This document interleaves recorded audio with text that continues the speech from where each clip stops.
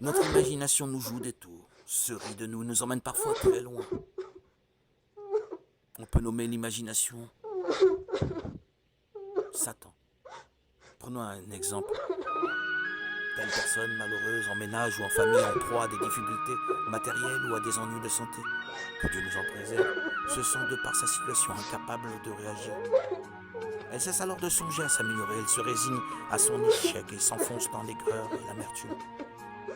Le peu qu'elle aurait pu faire, elle y renonce.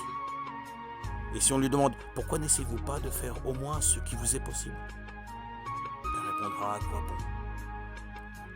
Si tous ces soucis ne m'avaient pas accablé, j'aurais pu devenir quelqu'un, développer ma personnalité. Maintenant, au point où j'en suis, j'ai raté ma vie. Qu'est-ce que ça peut changer si je fais encore des détails, des petites choses?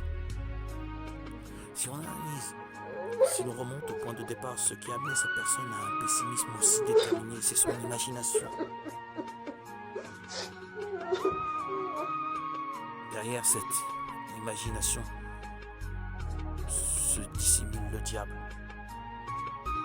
Cette pauvre personne s'était imaginé qu'il fallait pour réussir sa vie arriver à ceci ou à cela, avoir deux voitures, une maison, un foyer harmonieux, être en parfaite santé, étudier, devenir une étoile toujours souriante, répondant à 1000 coups de téléphone, ou bien encore devenir une personne accomplie, épanouie, qui ne se fasse jamais, passe toutes ses nuits en prière, ses jours dans le jeûne, l'étude, chacun son rêve. Quand elle a atterri dans une réalité si lointaine de ses espérances, elle a baissé les bras et puisqu'elle ne pouvait pas tout avoir, elle se résigne maintenant à la nullité.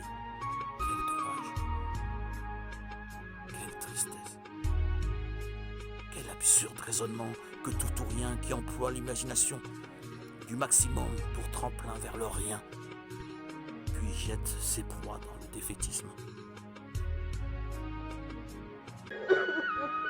Pour nous guérir de cette plaie ou nous en prémunir, écoutons ce que nous enseigne l'Évangile, grâce à une simple plaie.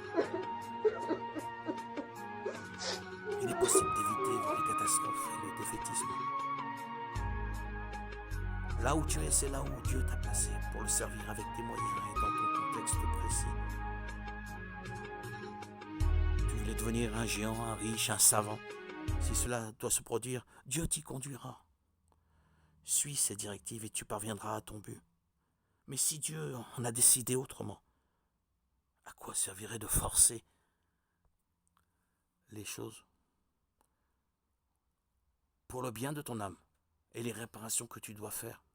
Jésus t'a placé dans une situation sans richesse, sans grande sagesse ou encore sans force, précisément pour que tu te relèves.